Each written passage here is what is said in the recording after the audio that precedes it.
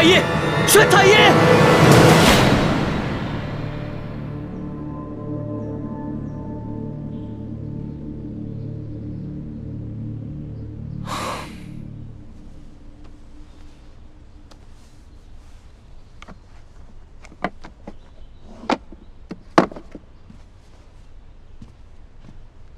皇上，臣妹一时旧疾发作，晕了过去。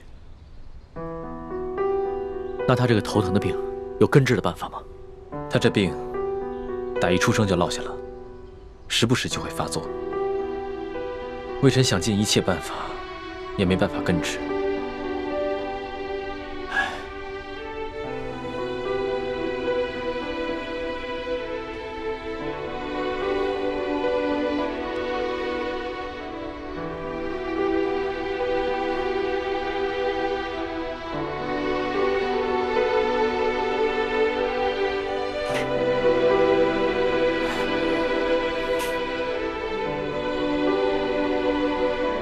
皇上，大哥，你也在啊？啊，老大，你好些了吗？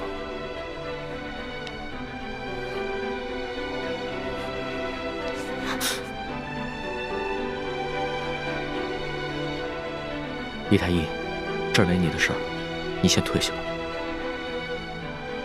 微臣告退。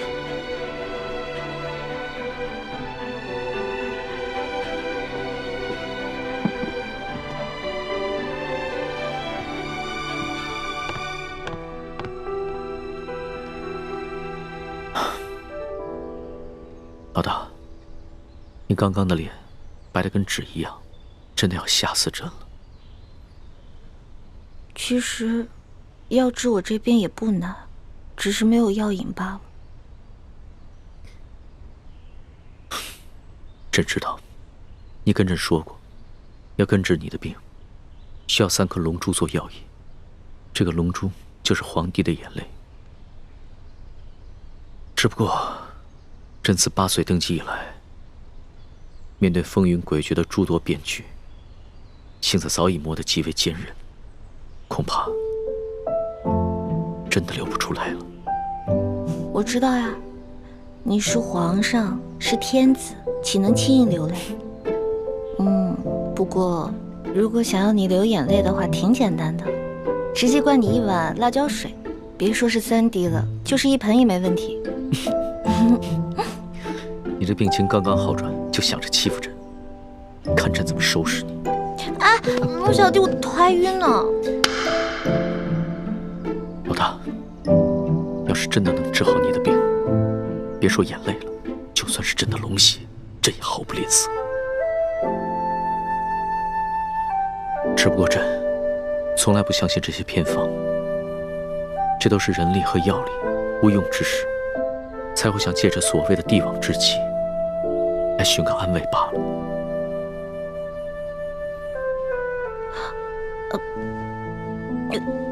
来，皇上，那个铜匣子找到了吗？当然找到了，肯定是你这个小迷惑，觉得这个铜匣精致漂亮，就把它顺回来了，是吧？我从来都没有见过这么大一笔财富，所以顺了一些回来。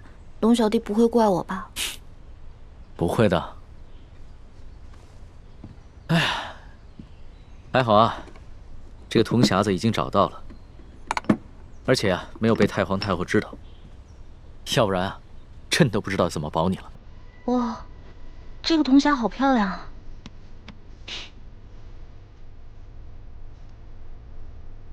不对，这个铜匣子虽然是跟鳌拜府的一模一样，但是我做了个记号，这不是我从鳌拜府中拿过来的那个，是谁敢在我之前把铜匣子换了？难道是朱哥哥？朱哥哥真是太聪明了。老大，你在想什么呢？我在想，如果这个匣子里面全都是前明的藏宝图，那龙小弟你就发大财了。老大呀，老大，你还真是个小财迷啊！这藏宝图固然重要，但里边的那些反清复明的逆贼名单，对朕来说才是最重要的。朕还要拿着这个铜匣去见鳌拜。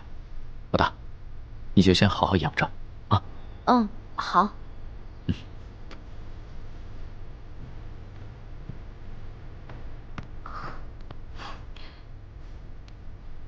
神仙保佑，神仙保佑！千万别让鳌拜看出来那个匣子被人叼包了，不然我就完蛋了。神仙保佑，神仙保佑！罪臣鳌拜，拜见皇上。平身吧。谢皇上。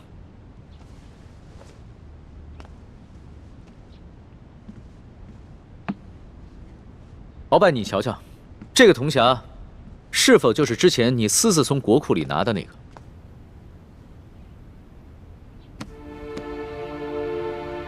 回皇上，没错，就是他。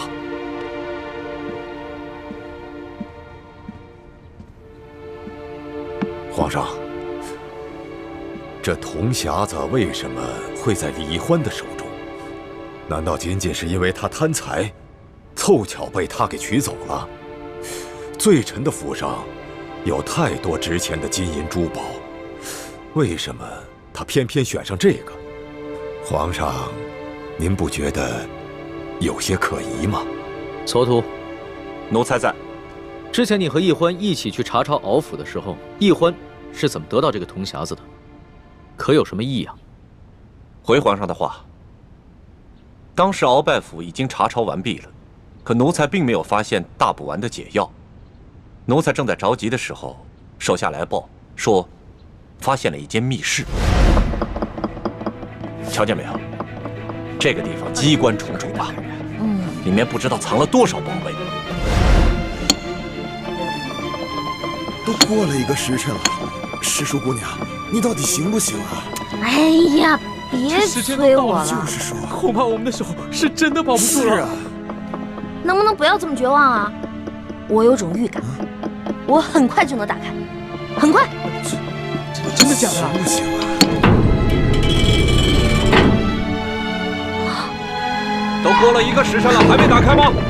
我打开了，我打开了。这个密室的门连工匠都打不开，奕欢居然能打得开。皇上，这李奕欢来历不明，行迹可疑。皇上，世淑姑娘说了，她当时在鳌拜府期间，曾经看到过鳌拜打开那间密室，所以她记住了手法，才能打开那间密室。而且世淑姑娘也是前后鼓捣了差不多有1个时辰，才打开了那间密室。奕欢之前跑江湖的时候是个小贼，会一些旁门左道的技艺，也不奇怪吧？是啊，跟着我们就进了这间密室。哎，世淑姑娘，没想到啊，这鳌拜老贼的密室里，珠宝多的比皇宫里还多。可不嘛。大人，要不然这样，咱俩呢先挑点，剩下的入账，您觉得呢？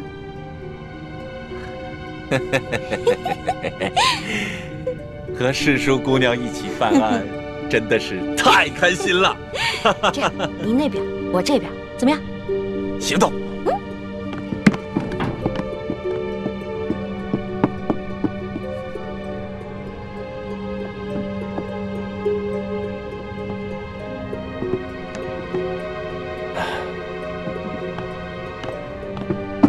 哎，世淑姑娘，你这就挑好了？啊，当然了。再多挑点嘛！啊，哎，不了不了，我挑的已经够多了。索大人，您再接着挑点呗。皇上，派奴才去查抄鳌拜府，奴才却借机中饱私囊，真是罪该万死，请皇上恕罪。行了，起来吧。谁不知道查抄鳌府是一个大肥差啊？朕之所以派你去查抄鳌府，就是为了对你之前的功劳进行赏赐。只是你需要懂得分寸，不要过分即可。这，奴才明白了，多谢皇上。那照你这么说的话，奕欢他只是随意挑了2样珠宝。是，世淑姑娘将一尊玉观音，还有一些珠宝，连同这个匣子，装在一个大箱子里就带走了。她可能看到这个匣子造型独特，所以顺手就拿走了。女孩子嘛，除了挑一些贵重值钱的，他会挑一些稀奇古怪、有趣的东西拿走。他倒一直是这么一副大大咧咧、贪玩贪钱的样子。皇上，如果您是这么想，那罪臣也无话可说了。鳌拜，你说李氏兄妹是前明的余孽，他们接近朕是为了得到这个铜匣，那他们都已经得手了，为何不就此远走高飞？而且朕之前去永乐斋拿这个铜匣的时候，他们为何也毫不在意？皇上，刚才李易欢突然头疾发作，一时想要独自回永乐斋，一时又要李太医过来问诊，说不定他是故意装病，想利用这个时间去转移这匣子，只是阴差阳错没得逞罢了。不对，易欢不是装病，刚才回到永乐斋的时候还晕倒了，朕能看得出来，那绝非伪装。那皇上这样认为，就算是罪臣多疑了吧？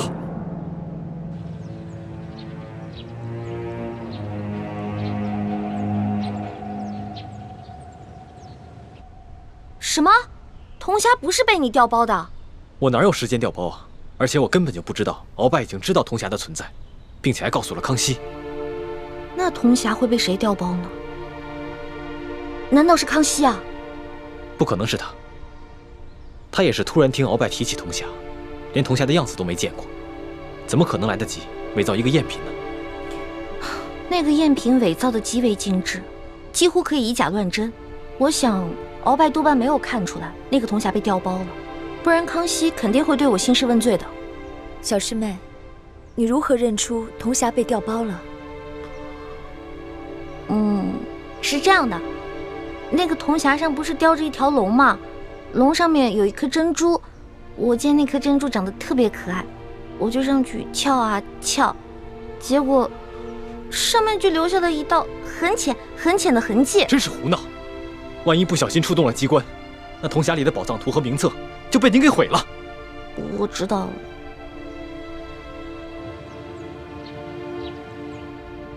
皇上，据探子回报，这铜匣子是崇祯皇帝请了能工巧匠精心打造的，须得用3把金钥匙同时插入这3个锁孔，方能打开。这3把金钥匙却1把都不可，否则就会触动机关。里面的藏宝图和反清联盟的名单都将损毁。那这3把金钥匙现在在何处？一把在南明册封的晋王李定国手中，传言这李定国10多年前就战死在沙场上，那把金钥匙也不知所踪。据探子密报，这李定国实际上并没死，并且一直暗中在领导着反清复明联盟。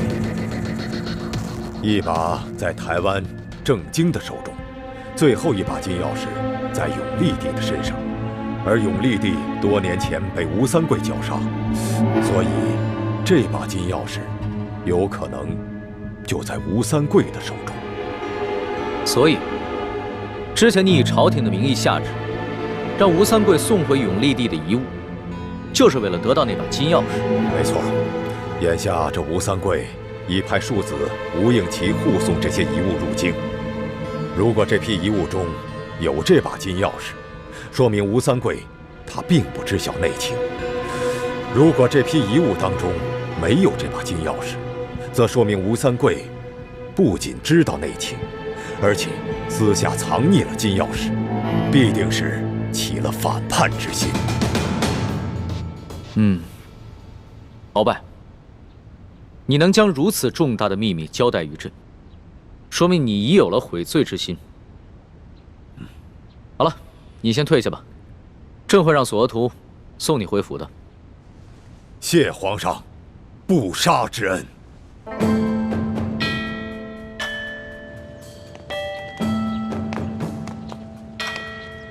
索额图，老夫有一事相求。哎，中堂大人言重了，您可是3朝元老，国之重臣，索额图哪里担当起一个求字啊？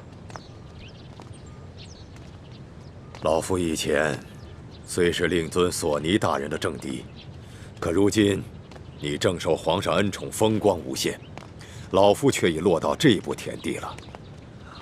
还望索大人不要再记恨老夫了。中堂大人言重了。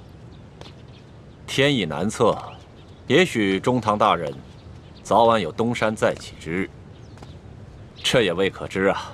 嗨，你就不要再说这种话来挤兑老夫了。老夫今日所求之事，并非是为了一己私利，而是为了我大清的江山呐。哦，为了大清的江山社稷，这么重要的事情，敖大人为什么不刚才当着皇上的面把话说清楚呢？反而要跑到这儿对着我索额图私相授受。皇上哪儿还听得见老夫的话呢？索大人，请务必盯紧李太医和李易欢兄妹二人。哎呀，我说中堂大人，您还是省省吧，别老想着去报复李氏兄妹了啊！你，哎，索大人，老夫真的不是为了报复。眼下皇上正在迷恋李易欢，听不进去老夫的话。老夫越想越觉得李氏兄妹二人来历不明，身份可疑。待老夫回到府上，定会发动自己手下的情报网去暗中调查他们兄妹二人，但这需要一段时间。在未调查清楚之前，还望索大人能够多加提防他们兄妹二人才是。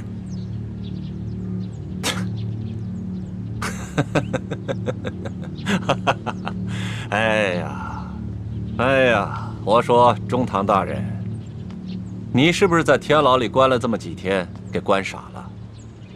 你难道不知道吗？他们李氏兄妹现在是皇上眼中的大红人，你竟然挑唆我索额图，去帮着你对付李氏兄妹，我会傻到帮你去逆龙鳞吗？我就知道你不可能帮着我鳌拜，你索额图只会借机把老夫往死里踩。但是为了大清的安危，老夫今日就放下私怨来求你这个政敌。索额图，你想想，若是这李氏兄妹二人来历清白，不是那前明的余孽，你去捧他们的臭脚，自然会是前途无量。若是这兄妹二人是那前明的余孽，那后果就是不堪设想。所以，请你暗中帮老夫查明他们二人的来历，看清楚了再下注也不迟。行了，踏踏实实的回家歇着吧。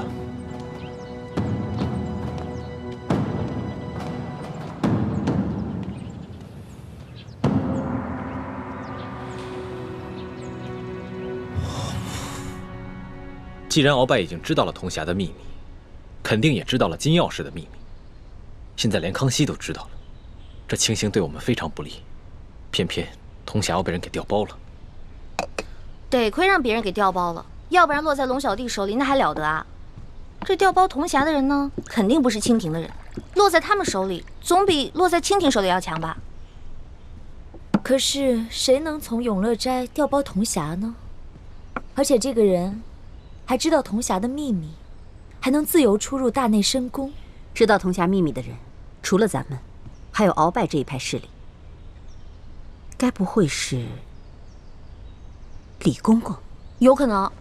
这李公公表面上是太皇太后的人，其实啊，早就被鳌拜给收买了。如果铜匣是被李公公调的包，那现在应该落在鳌拜的手里。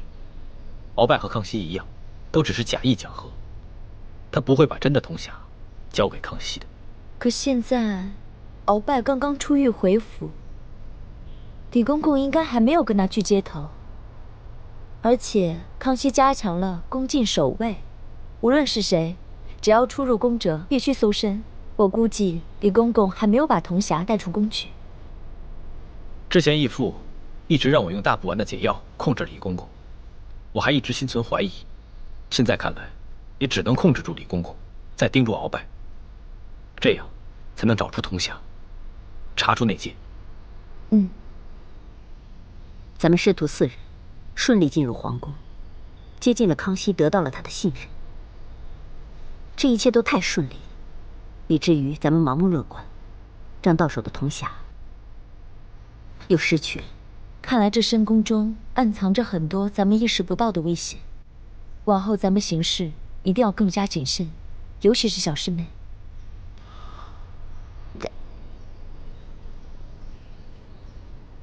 还好没有集齐3把金钥匙，所以即使得到了铜匣，也没有任何意义。不知道倩影和默笙他们有没有从吴应奇手中拿到1号金钥匙？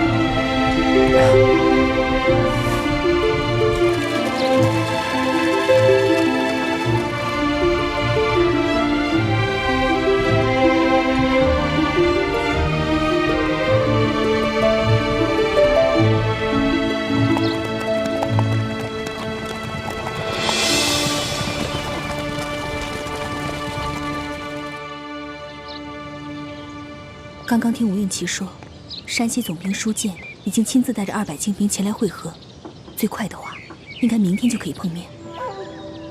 如果让舒建接管车队，那么就很难有机会下手了。所以今晚你一定要骗吴应奇，说出金钥匙藏在什么地方。我明白。二公子，有些茶点了。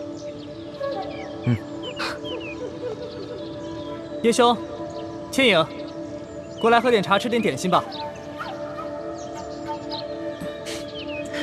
这就来。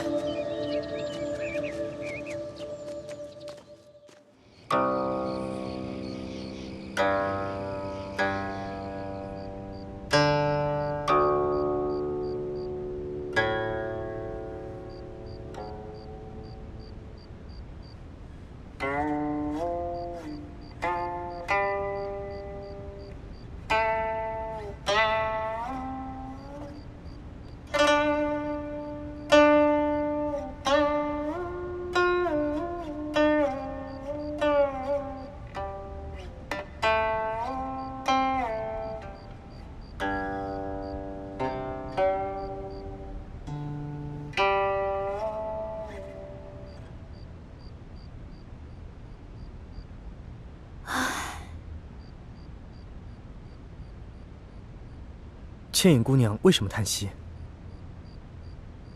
公子的琴声，表面听起来很是欢快，可细细一听，里面又藏了很深的心事，让我心有共鸣，所以不免叹息一声。这是我以前最喜欢弹的一首曲子，可从来没有人能听出我有心事。倩影姑娘，你真是我的知己。公子，我们现在已经在山西境内，明天就与舒总兵他们会合，公子也可卸下重任，不知还有何其他心事？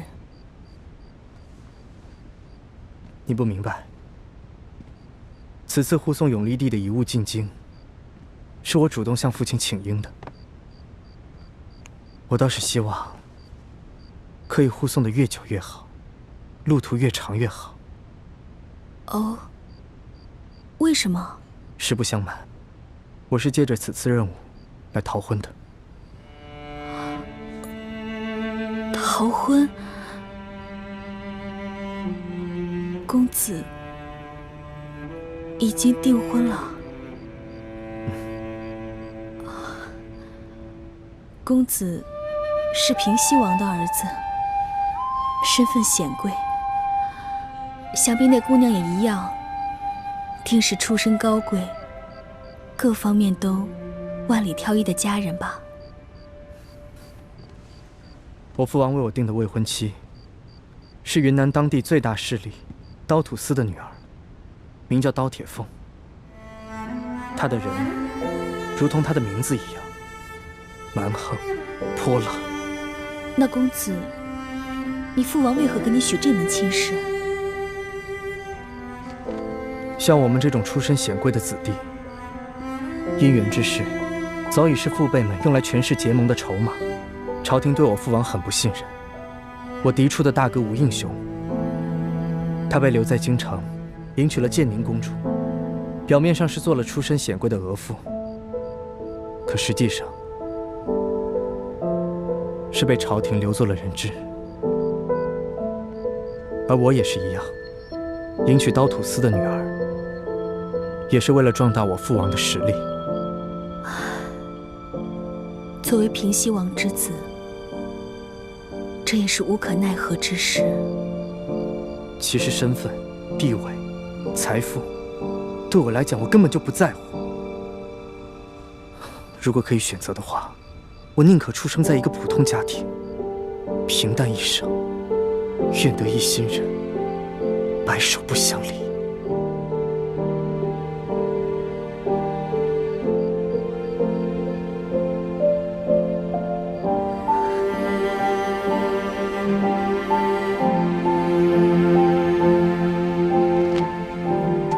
公子执行完此次任务，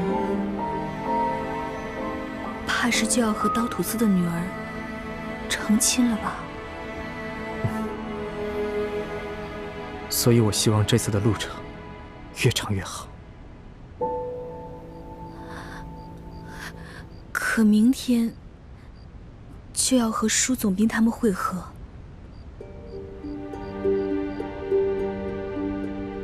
哦，对了，公子，你身后这箱子里放的就是永历帝的遗物吧？正是。明天就要和舒总兵会合了，石青红始终是不放心，非要把箱子放到我这里。不怕公子见笑，乡野小民我从未见过皇帝的用品，不知公子可否让我开开眼界？其实也没什么可看的。永历帝被缅甸王送回去以后，已经是落魄的凤凰不如鸡了。他身边的随身之物，也没有一般帝王的气象。不过你要看，我给你打开就是了。公子与我相识还不到1月，就对我如此信任吗？我相信缘分。有些人一见如故，而有些人日日相见，却相顾无言。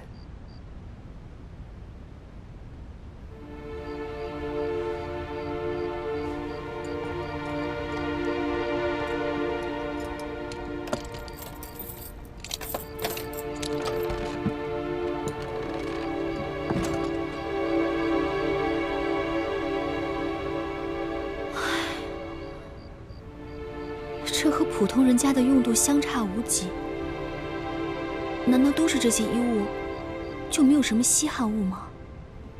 这流亡的皇帝，怎么也该有几件随身的配物吧？永历帝当年虽然落魄了，可是至少还有一帮忠臣死士相随，所以金银珠宝也是有一些的，就在这个首饰盒里面。那我能看看吗？当然可以。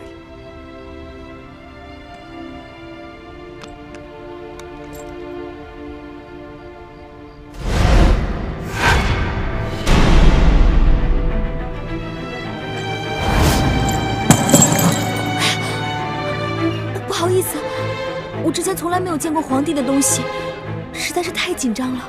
没关系，拾起来就好了。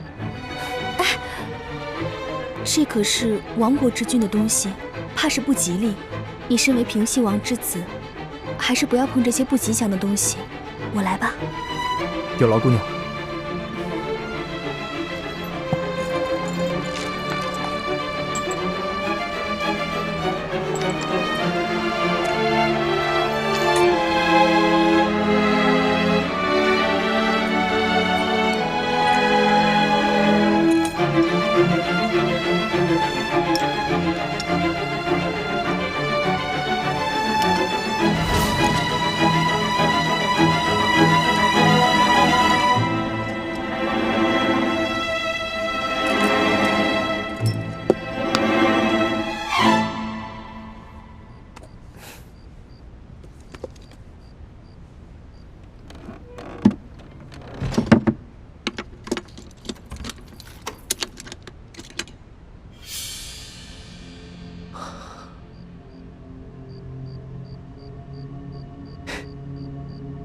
我原本以为吴应期心思缜密，很难对付，没想到你居然这么轻松的就拿到了1号金钥匙。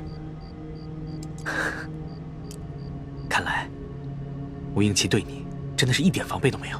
他根本就是个心思单纯的富家公子。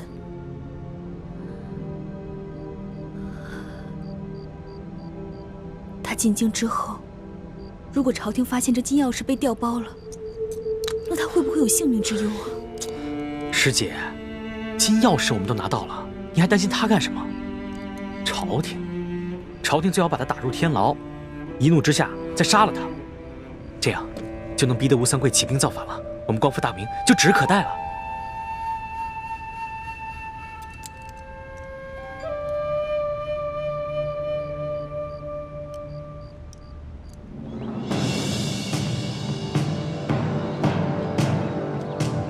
二公子，卑职有失远迎。若不是半路遭遇劫匪，在下也绝不敢劳动舒总兵，还望舒总兵见谅。哎，哪里话，同为朝廷效力，二公子若有什么闪失，卑职如何向圣上交代，又如何向平西王交代？那就有劳舒总兵了。永历帝这批遗物可都还在？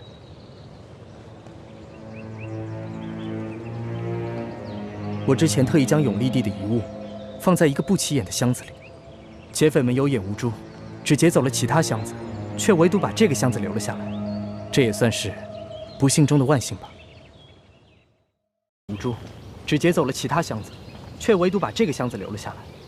这也算是不幸中的万幸吧。永历帝这批遗物事关重大，二公子可否允许在下检验一下？当然可以。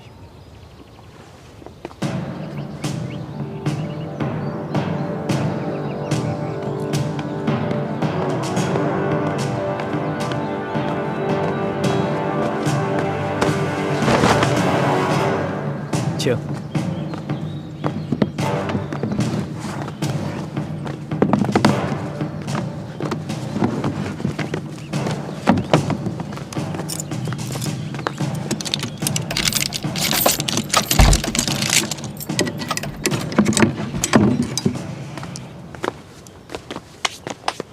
这箱子当中可有一把金钥匙？金钥匙？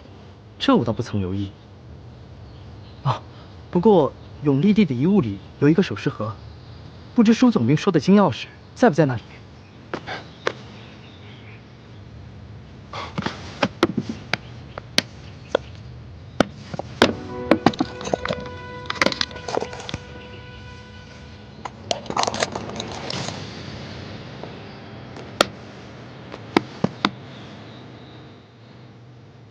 石柄上果然有一朵白玉莲花，看来就是这把金钥匙。二公子，卑职奉了皇上密旨，要贴身保管这把金钥匙。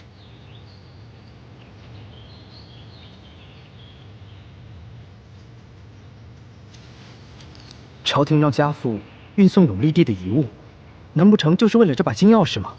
不知这金钥匙有什么特殊的用途吗？二公子，遗物您已经送到，就算完成任务了，回去也好向平西王爷交代。至于别的嘛，恕卑职无可奉告。是在下失言了。二公子，你一路车马劳顿，请至前方驿馆歇息，请。多谢舒总兵。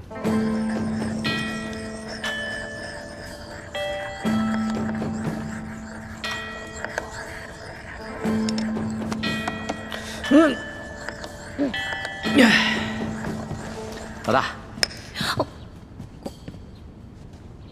你装这副可怜的样子给谁看啊？这样不会吃了你。谁知道你玩性大发，会不会把我给吃了？不是，你真把朕当老虎了？好，就算朕是老虎，那你也是一只刺猬，浑身长了刺儿，怎么下口啊？在我眼里，你比老虎要可怕多了。一声令下，我浑身的刺都得被你拔得精光。朕什么时候把自己当成皇帝来欺负你了？大多时候朕都是把自己当成你的龙小弟，什么时候把自己当过皇上啊？那谁知道你什么时候把自己当成龙小弟，什么时候把自己当成皇上呢？谈及国家大事的时候，那朕就是皇上；平常偶尔玩性大发逗你欺负你，不对，逗你被你欺负的时候，那朕就是龙小弟。那你现在是想跟我谈国家大事呢，还是想逗我欺负我呢？不是老大，朕有一件要紧的事要和你商量。那请皇上回到御座上，我们正正经经的谈吧。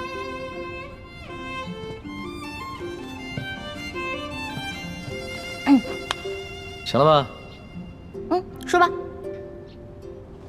老大，朕已经派了索额图和一批大内高手去盯着鳌拜，但是朕毕竟是天子，金口玉言，答应过鳌拜让他继续掌管自己的手下情报网，所以索额图他们也不好干涉鳌拜手底下的人正常工作。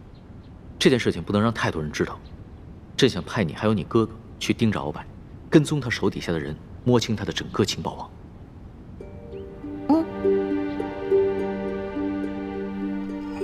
除了索额图，皇上还派李太医和世淑姑娘，也都去了鳌拜府，暗中盯着鳌拜。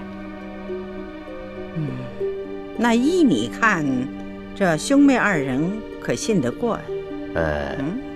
他兄妹二人都是皇上亲自挑选的，奴才不敢妄议。你大胆地说，无论你说什么，哀家都恕你无罪。谢太皇太后。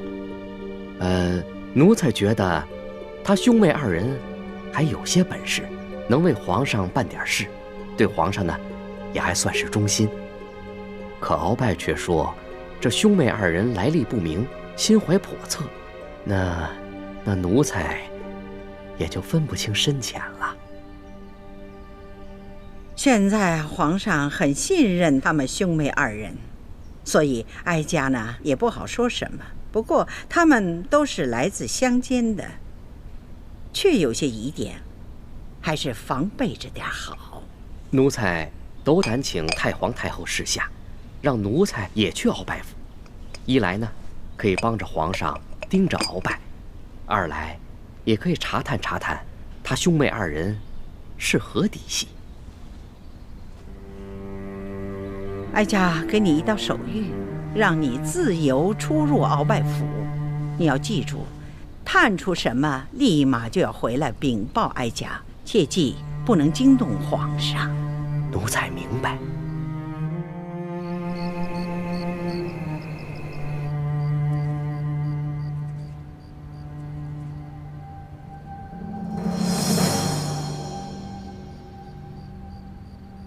皇上没有怀疑你吧？哦，暂时没有。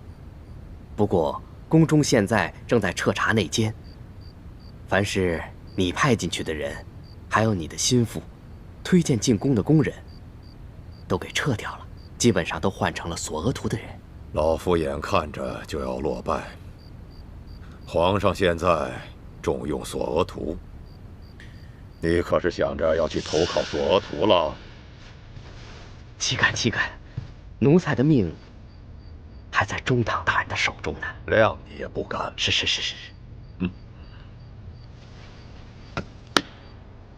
这是这个月的大补案，拿去吧。多谢中堂大人。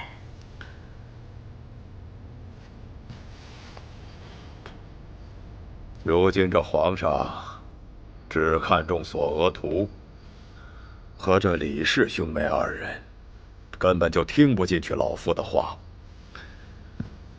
这样，你回宫以后，替老夫在太皇太后面前多多美言几句，让太皇太后悄悄地来见老夫，告诉太皇太后，我有要事禀报。这个老奴已经试过了，可是太皇太后说……太皇太后说什么？你照实讲来。太皇太后说中堂大人的性格桀骜不驯，当年又帮他对付过多尔衮，如果现在见了，怕你倚老卖老翻旧账，让他也不好办呢。所以，他想让你再冷静冷静，等你彻底想明白了，他再过来见你。难怪民间有句老话：“青竹蛇耳口，黄蜂尾上针，两者皆不毒，最毒妇人心。”这个女人既狠毒又狡猾。当年她为了能让福临登基，她就利用美色去诱惑那个多尔衮。福临亲政以后，他又利用老妇去对付多尔衮。现如今，他的孙子玄烨要亲政了，他现在又容不下老夫了。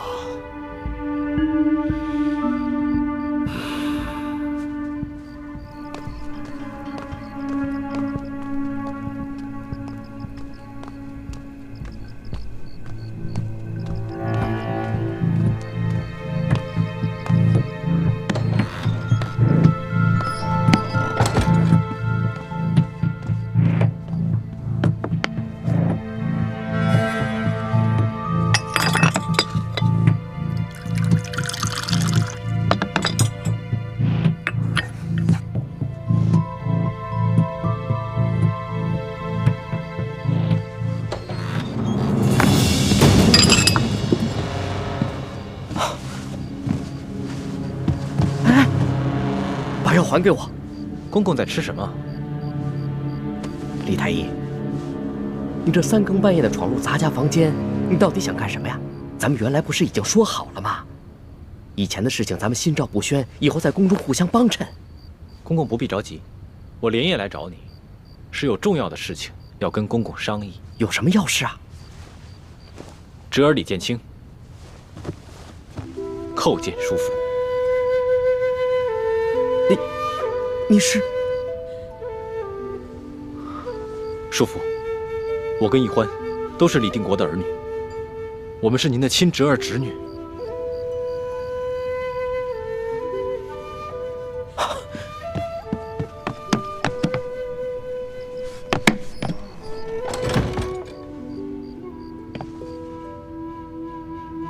原来鳌拜说的是真的，你们两个进宫果然是图谋不轨啊！我爹让我转告给叔父，希望叔父顾念骨肉亲情，在宫里对我们兄妹。不要说了，我知道你想说什么。我告诉你，这绝无可能。你们不要再叫我叔父，我没有你们这些亲人。看来我爹说的没错，叔父心里只有荣华富贵，没有我们这些骨肉亲情。随你怎么说，你回去告诉你爹还有你妹妹，我不会出卖你们，但我也求你们不要再连累我了，好不好啊？不管将来怎么样，你们都跟我没有任何关系。我早就当你爹40年前就死了，你们也当我40年前就死了，好不好啊？好，那我们便不讲骨肉亲情。哎，你干什么？李太医，我没有病，不劳您给我把脉。我不是在把脉，而是在测你的心。接下来我会问你很多问题，如果你撒谎的话，你的脉象便会出错。你果然跟你爹一模一样，对我的算计多过亲情。叔父，只要你把铜匣交出来，我们还继续从前的约定，心照不宣，互不干涉。铜匣？什么铜匣？叔父装什么糊涂？你刚才夜探敖府，并没有把铜匣带出去，所以这铜匣还被你藏在宫里。你说的是那个藏着藏宝图还有钱明余孽名册的铜匣？那不是奕欢从鳌拜府上已经拿走了，后来又被皇上在永乐斋给找回来了吗？那个铜匣是假的，真的铜匣放在永乐斋被人调包了。你怀疑是我调的包？不是你还是谁？我知道叔父想用铜匣去换鳌拜大补丸的解药。叔父，你可以不帮我们，但是也不能去帮鳌拜那个杀人不眨眼的魔头啊！唉，叔父要的大补丸的解药，我能解，只要你交出铜匣，以后每月我会把大补丸的解药亲自给你送过来。叔父那个时候就不用再受鳌拜的挟制了。原来你能解大补丸的毒，难怪你敢背叛鳌拜。可是铜匣真的不在我身上。贤侄，你既然能解大补丸的毒，那就赶紧给我解药吧。叔父变脸还真是快，刚才还口口声声不想认我们这些亲人，现在居然叫我贤侄了。我这是没办法被逼的。俗话说，好死不如赖活着嘛。好，既然叔父想活不想死，那么只要你把铜匣交出来，我马上把大补丸的解药给你。这铜匣真的不在我身上，你想想，这么机密的事情，鳌拜怎么可能把这件事情告诉我呢？真的不是我调的包，你们要相信我呀。叔父要是不愿意交出铜匣跟我们合作，那我就不能给你解药。你口口声声叫我叔父，居然还要挟我！你讽刺我说我贪图荣华富贵，不顾骨肉亲情，而你们呢？你们就不自私，不冷血？从脉象上看，叔父的确不像是说谎，而且易欢也跟我说过，你的确从来没有进过永乐斋，而且叔父也不会功夫，也没办法半夜从永乐斋将铜匣盗走。既然叔父不知道铜匣的下落，那侄儿就先告退了。哎，等一等，解药呢？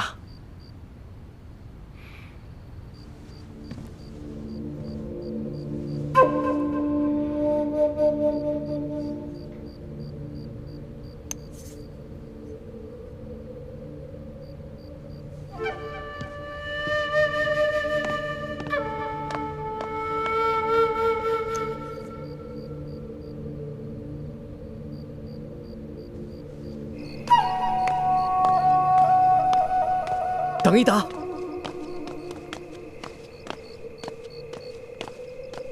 解药不是已经给你了吗？还有什么事？看在你替我保守秘密，还给我解药的份上，有件事情，我应该提醒你跟易欢。什么事？易欢之前打了皇上一巴掌，最近因为皇上林允生了病，这件事情太皇太后马上就知道了。你知道为什么吗？这不是你告的密吗？当时你不知道我们之间的关系，所以就在太皇太后面前借机讨好。我不怪你。不是我，你手里有我的把柄，我怎么还能在你的背后去使坏呢？就连皇上也认为是我，对我十分不满，我又不能解释，解释也没有用啊。那你觉得会是谁呢？我虽然没有十足的把握，但是我觉得十有八九会是索额图。索额图，他平时对我们还算不错。哎，那只是表象，在这紫禁城中，表面的好，那也许就是一把杀人不见血的刀。这索额图，他是顾明大臣索尼的儿子，以前有鳌拜压着他，所以他只能夹着尾巴做人。你们替他扳倒了鳌拜，他才在皇上面前替你们说几句好话。可是索额图这个人，为人最是深沉，况且他是当今皇后的亲叔叔，而皇上又如此宠幸易欢，他能真心对你们好吗？多谢叔父提醒。哎，你先别急着谢我。我在这紫禁城中30年沉浮不易呀，我真的不想跟你们掺和到一块儿。你回去转告你爹，咱们从此以后老死不相往来，各自珍重吧。叔父放心，你的话我一定带到。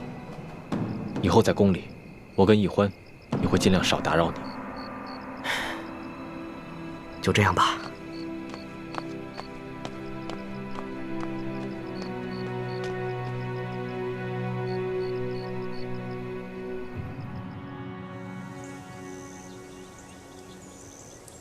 起来吧。谢太皇太后。哀家让你打探的事情怎么样？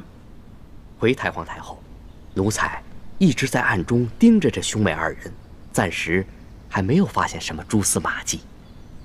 哦，是这样。其实皇上很看重这兄妹二人，真是不寻常啊。从现在开始，继续为哀家看住他们，只要有点风吹草动、蛛丝马迹，一定要回禀给哀家。这。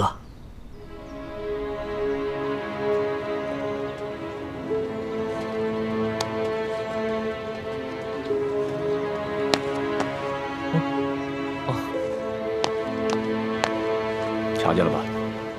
这鳌拜的手下可以凭借鳌拜发的令牌，自由地进出鳌拜府，所有的事情都直接向鳌拜汇报。而根据他和皇上的约定，只要这鳌拜不出府邸一步，他就可以自由地处理这些事情，而我们只能在鳌拜府的门口排查进出人员的令牌，既不能加以阻拦，也不能揭下他们的面具，看清楚他们真实的长相，更不可以跟踪啊！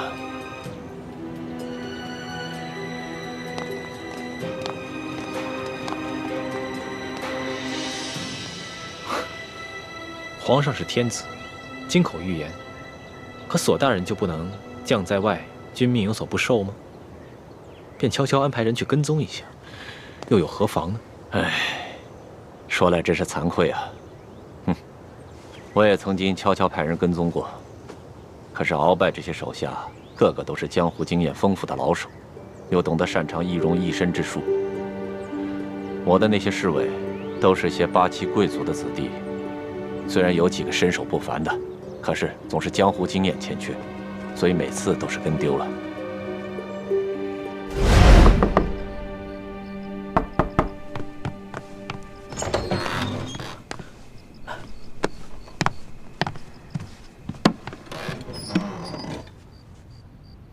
不是已经走了吗？你又突然回来干嘛呀？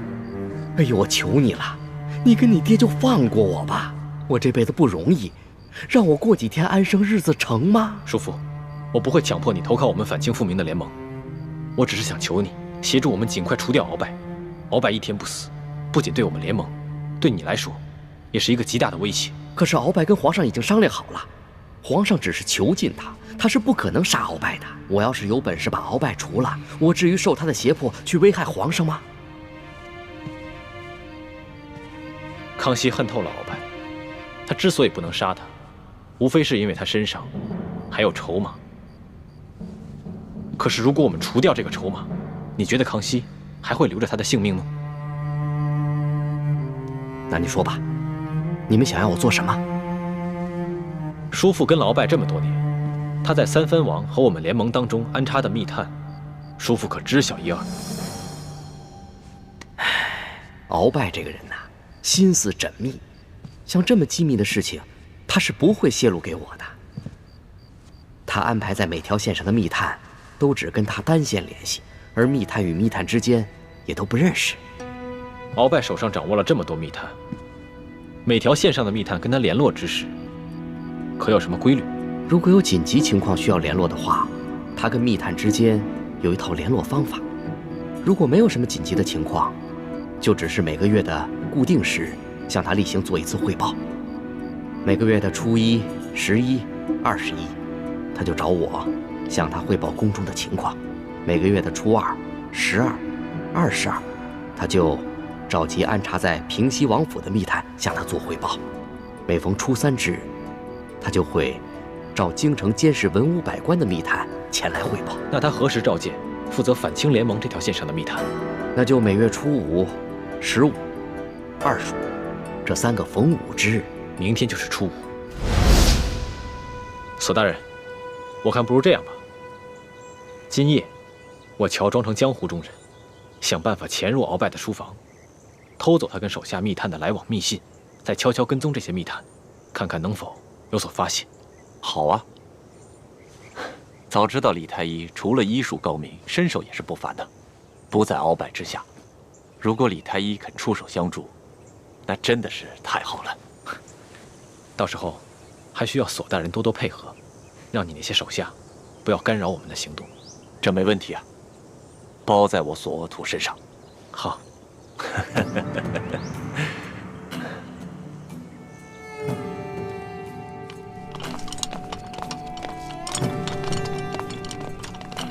纳塞，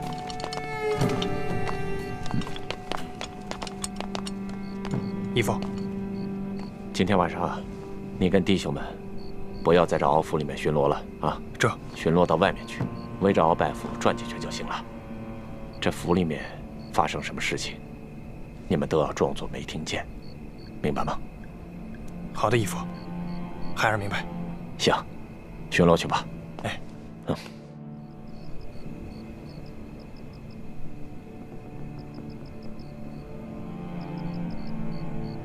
朱哥哥，你说今天来向鳌拜汇报的人，会不会是我们明珠谷的人？很有可能。反清联盟下有10几个组织，明珠谷是规模最大、威信最高的一个，更何况童霞的秘密就是从明珠谷泄露的。如果是明珠谷的人，会不会是我们认识的人？你觉得会是谁呢？谷中的兄弟，都是我们相处了10几年的亲朋好友，我不敢乱猜。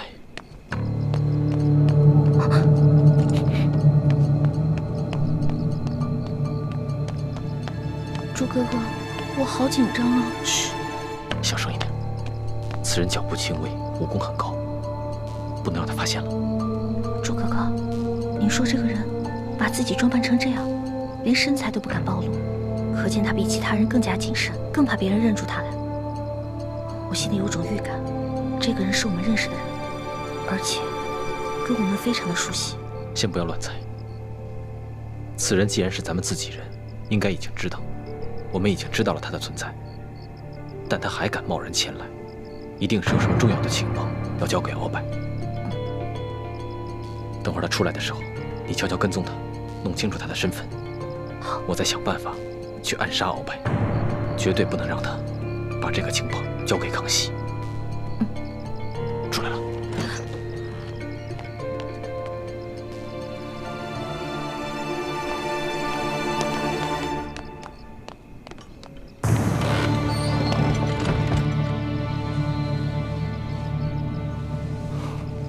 环梅，此人武功在你之上，你千万不要跟他发生正面冲突。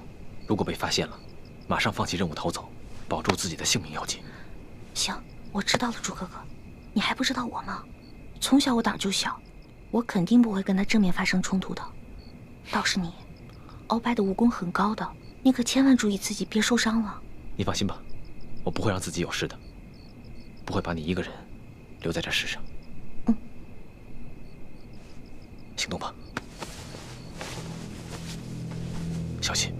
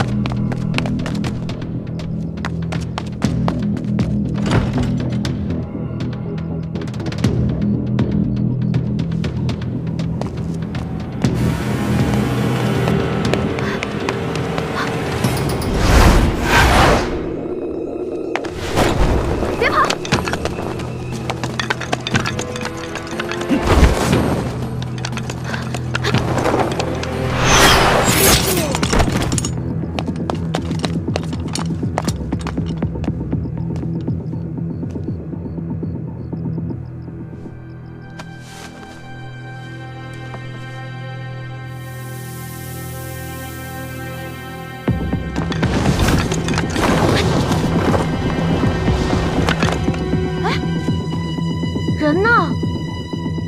哎，糟了，我又把人给跟丢了。朱哥哥又得看笑话了。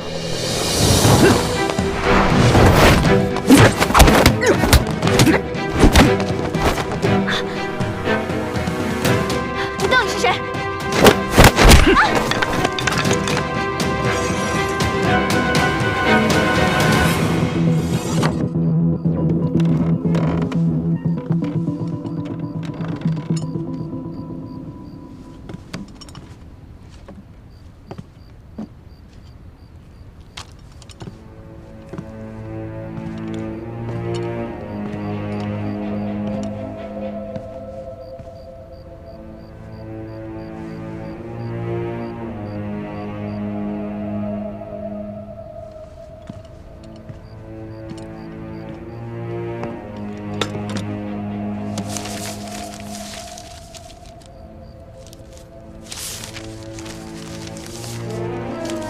想不到鳌拜如此谨慎，他与手下往来的信件，全部都是用密语写成，其他人就算是拿到了，也看不懂。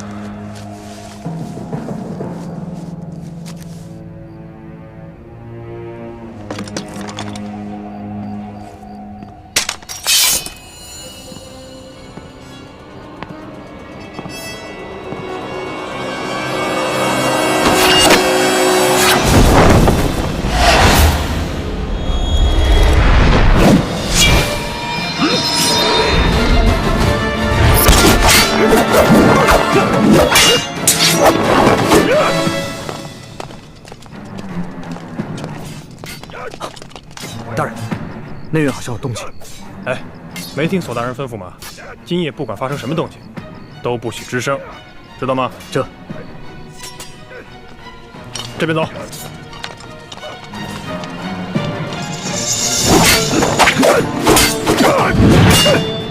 幸亏老夫早有防范，要不然真的就中了你的暗算。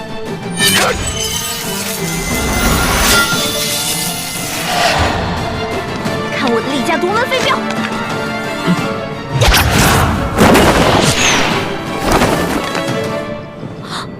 可以啊，居然全都接住了！你这发暗器的功夫太差了，哪儿学的功夫？简直丢你师傅的脸！我刚刚逗你玩的，现在才是真格的。看招！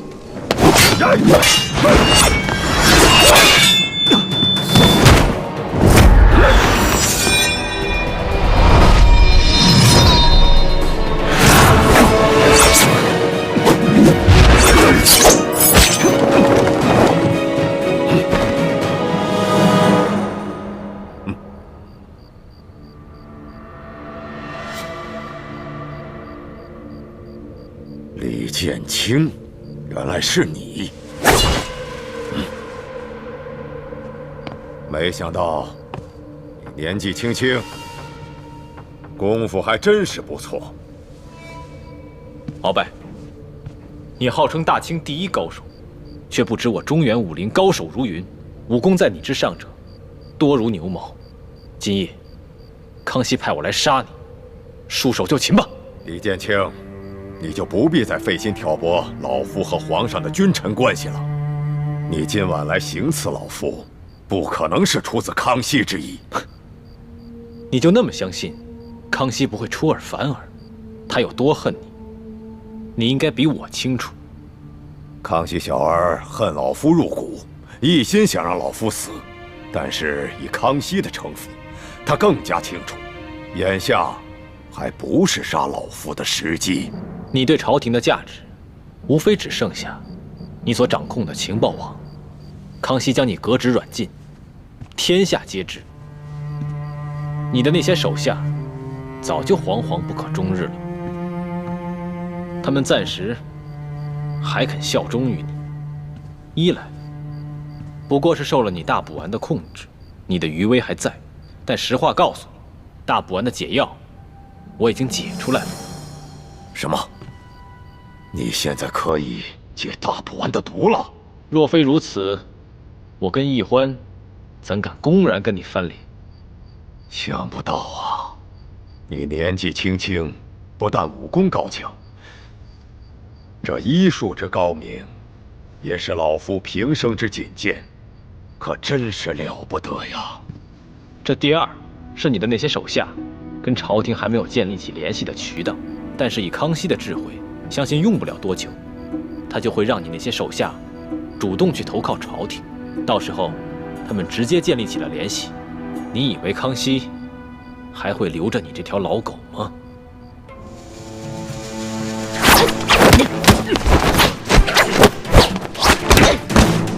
抓不住我的，快回去吧！好人命，好人命！小女子知错了，再也不敢了。这样差，还敢逞能？